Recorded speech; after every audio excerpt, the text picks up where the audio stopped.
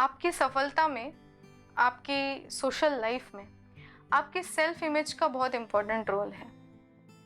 आप सफल होंगे, लोग आपको सम्मान करेंगे। ये इस बात पे निर्भर करता है कि आप आपके बारे में क्या राय रखते हैं, आप आपके बारे में क्या सोचते हैं, आप अपने आप को किस नज़रिए से देखते हैं। जनरली सेल्फ कॉन्फिडेंस की कमी, सेल्फ डाउट, एंग्जाइटी, ये कुछ चीज़ें ऐसी हैं जो हमें हमारी असली प्रतिभा से, हमारी असली इमेज से बहुत दूर ले जाती हैं। ये बहुत कॉमन लेकिन बहुत डीप रूटेड प्रॉब्लम है जो ऑलमोस्ट हर दूसरा आदमी अपनी रोज़ की ज़िंदगी में फेस कर रहा है।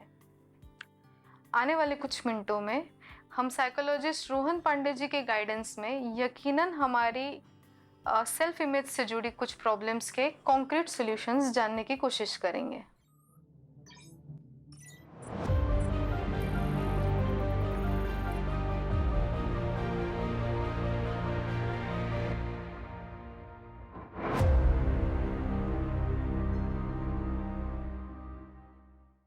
स्वयं प्रतिमा एवं आत्मविश्वास मतलब सेल्फ इमेज एंड कॉन्फिडेंस। ये कॉन्फिडेंस की कमी होना, ये प्रॉब्लम बहुत से लोगों को सता रहा है। हमारे पास बहुत से यंगस्टर्स आते हैं, बहुत से प्रोफेशनल्स आते हैं जो अक्सर ये सवाल पूछते हैं कि मैं अपना कॉन्फिडेंस कैसे बढ़ाऊं। और कॉन्फिडेंस न होने की वजह से वो कई बार अपॉर्चुनिटीज छोड़ देते हैं, जिस वजह से उनकी सेल्फ इमेज भी खराब होती है। तो ये एक विशेष साइकिल है और इसमें बहुत सारे लोग फंसे हुए हैं। अब इसके बारे में बोलने के लिए तो बहुत कुछ है, बट मैं एक छोटे से एग्जांपल के साथ शुरू करता हूँ। तो मान लीजिए कि दो बच्चे हैं और दोनों को गाना गाना है, और वो आपके पास आते हैं और बोलते हैं कि मुझे ना कॉन्फिडेंस नहीं आ रहा है, मेरा कल गाने का प्रोग्राम है और मुझे गाना गाना है, बट मुझे बहुत डर लग रहा है, मेरी एंग्जाइटी बढ़ रही है और मुझे कॉन्फिडेंस की कमी महसूस हो रही है। और उसमें से एक बच्चा जो है वो गाना बहुत अच्छे से सीखा हुआ है, उसको गाना गाने आता है, और फिर भी उसको कॉन्फिडेंस की कमी महसूस हो रही है। बल्कि दूसरा बच्चा है, उसने कभी गाना सीखा ही नहीं है और उसको भी कॉन्फिडेंस की कमी महसूस हो रही है। तो इसमें पहले बच्चे को हमको सिर्फ इमोशनल मैनेजमेंट सिखाना पड़ेगा कि एंग्जाइटी को कैसे मैनेज करते हैं, अपना कॉन्फिडेंस कैसे बढ़ाते हैं। उसको सब्जेक्ट मैटर का नॉलेज अच्छा है, पर दूसरे बच्चे को हमको सब्जेक्ट मैटर का नॉलेज भी देना पड़ेगा और इमोशनल मैनेजमेंट भी सिखाना पड़ेगा। तो कॉन्फिडेंस जो है, इसमें अगर मैं रफली बताऊं तो दो चीजें आती है कि आपको सब्जेक्ट मैटर भी पता होना चाहिए और उसके साथ साथ इमोशनल मैनेजमेंट भी पता होनी चाहिए। कई बार लोग कंप्लेंट करते हैं कि मुझे कॉन्फिडेंस नहीं है, बट उनको एक्चुअली सब्जेक्ट के बारे में पता ही नहीं होता। तो आप जो चीज करना चाहते हो उसके बारे में आपको, आपके जो भी आपके टास्क है, क्या उसमें उसमें आपके स्किल डेवलप हो चुके हैं, वो आपको पहले चेक करना पड़ेगा। और दूसरी जो बात है वो है इमोशनल मैनेजमेंट की, तो इसके बारे में मैं आपको बताने वाला हूँ। बट सब्जेक्ट मैटर के बारे में आपको ध्यान देना पड़ेगा कि किस तरीके से आप उसको अलग अलग टीचर से, अलग अलग लोगों से आप उसको सीख सकते हो।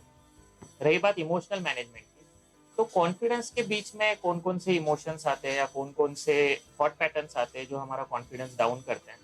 तो इमोशन की मैं बात करूंगा तो इसमें सबसे इम्पोर्टेंट इमोशन है जो कि है एंग्जाइटी। कि जब भी हमारी एंग्जाइटी बढ़ती है, हमारा कॉन्फिडेंस लेवल डाउन हो जाता है।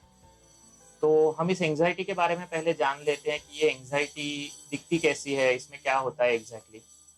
तो according to cognitive behaviour therapy, anxiety एक अनहेल्दी निगेटिव इमोशन है।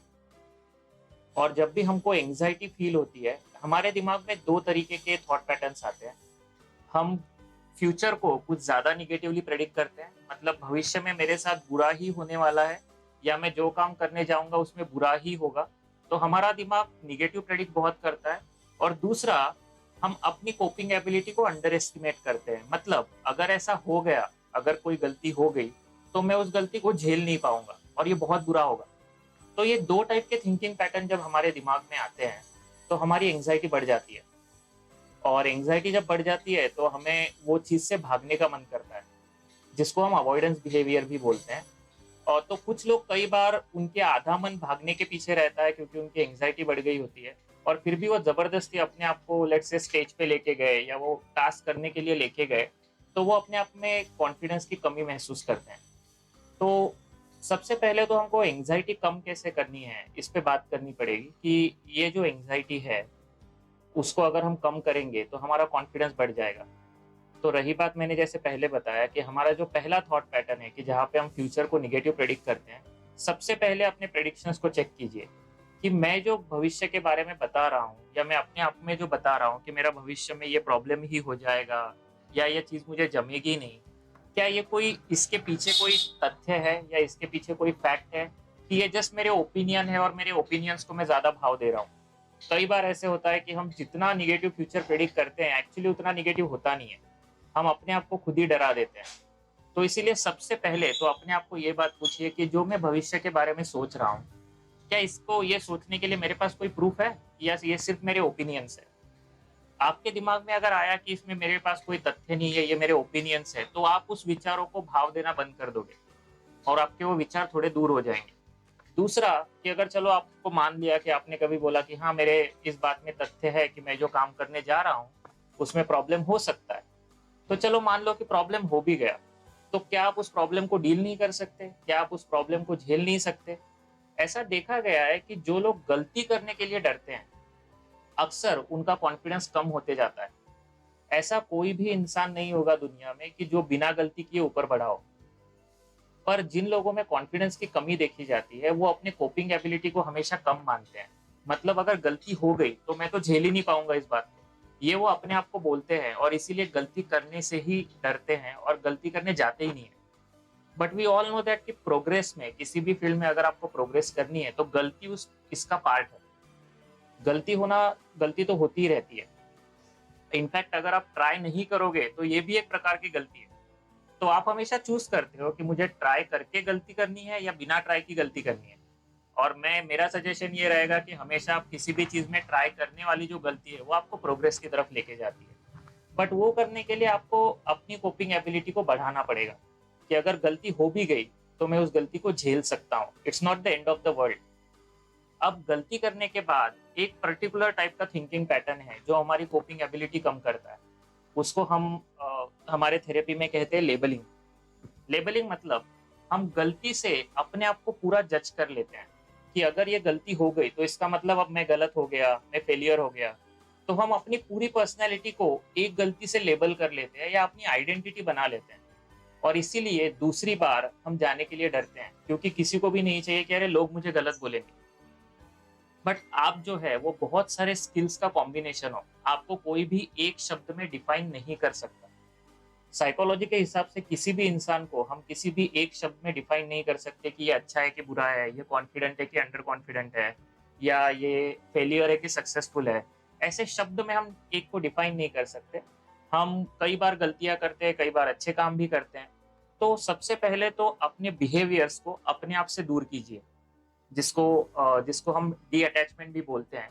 तो अगर आपका बिहेवियर गलत होता है, लेट्स सपोज मैं गिटार बजाने जा रहा हूँ। अब गिटार बजाना एक स्किल है और मेरा स्टेज परफॉर्मेंस है, और मैं स्टेज पे जाता हूँ और मैं गलत गिटार बजाता हूँ। अब गलत गिटार बजाई तो गलती तो हो गई, शायद कुछ लोग हंस भी देंगे मेरे ऊपर। बट अब वो इवेंट के बाद मैं अपने आप को क्या बोल रहा हूँ उस इवेंट के बारे में, ये डिसाइड करेगा कि मैं नेक्स्ट टाइम स्टेज पे चढ़ूंगा कि नहीं। तो जिन लोगों का कॉन्फिडेंस डाउन हो जाता है वो अपने आप को ऐसा बोलते हैं, अरे तूने गिटार गलत बजाई, तुझे तो गिटार बजाना ही नहीं आएगा, तू तो फेलियर है, तुझे स्टेज कॉन्फिडेंस ही नहीं है। तो वो क्या करते हैं, वो फेलियर को अपनी आइडेंटिटी बना लेते हैं। ऑन दी अदर हैंड, इसका रियलिस्टिक वर्जन ये है कि आप ये बोल सकते हो कि गिटार बजाना एक स्किल है और उस स्किल में मैं कम पड़ गया। इसका मतलब ये नहीं कि मुझ में एज अ पर्सनली कुछ प्रॉब्लम है, वो स्किल में कुछ प्रॉब्लम है और वो कमी मैं सुधार सकता हूँ। तो आप किसी टीचर के पास जाओगे, आप ज्यादा प्रैक्टिस करोगे और नेक्स्ट टाइम आप और आगे जाके गिटार बजाने की कोशिश करोगे।